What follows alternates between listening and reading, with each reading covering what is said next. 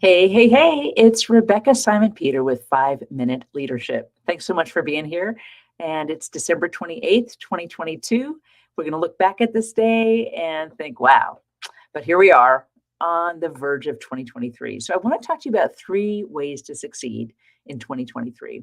As a church leader, you've got a lot of responsibilities and they're essential, and juggling them all could be tough. You got to preach, you got to guide your congregation, you have to ensure the church runs smoothly. What's the best way to plan for success in 2023? Well, here's the first thing I want to tell you. Not everything that you're going to try in 2023 will succeed. It won't, and that's okay.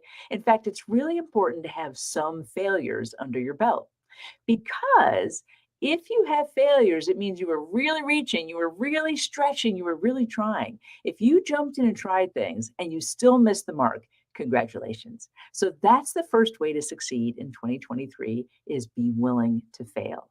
Now, not the kind of fail where you sit back, you just don't try anything. Not that kind of failing, but the kind of leaning in, trying something, reaching, stretching, seeing what works, feeling with the Holy Spirit which way to go.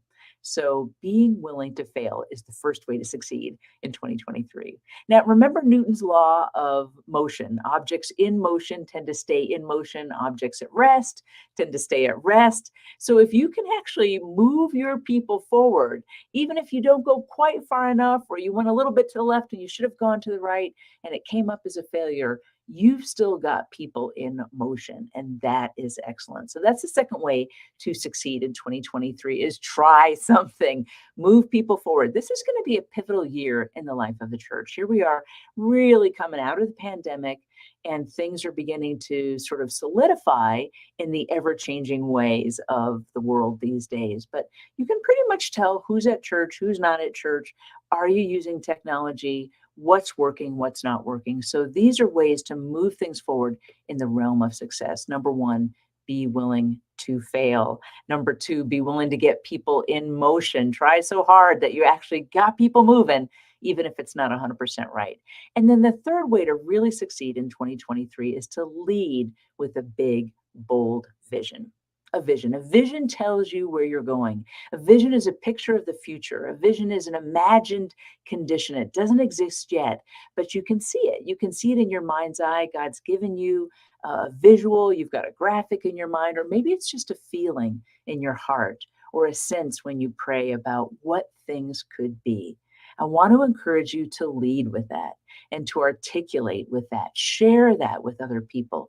Tell other people, because when a church, when an organization, when a family, when a person knows what their future is, what the vision of the future is, it gives them guidelines. And then you can establish milestones, even mini milestones that help you get there, and a strategy to help you get through your mini milestones to that big, bold vision. So churches flounder when they don't have a strong sense of what the future is going to be, or they don't have a strong sense of what they're supposed to be doing. So the more you can articulate a vision, be willing to fail, get people in motion, you've got those 3 things going for you. Those are really strong ways to succeed in 2023. Now, I've got a blog coming out. It's got more to say about that. And you can read more about how to succeed in 2023 and how to fail forward in 2023. But those are the top things I wanted to let you know right now about how you can really get ready for 2023. Of course, here's the bonus offering, is give thanks for all that happened in 2022. The more complete you can be with the year that is now ending, the more open and fresh you can be for the year that's coming.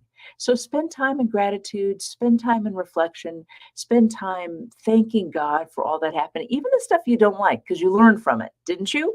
Didn't you learn from the stuff that you didn't like? I did. I learned a lot from the stuff I didn't like. I learned about what I was doing well, what I was not doing well, what I could do better. You can learn that kind of stuff too, just by looking back and giving thanks. And the more that you have things to be thankful for, the more I believe you're going to find new things to be thankful for in the year that's coming. So thanks so much for joining on this 5 Minute Leadership, and I'll see you in 2023.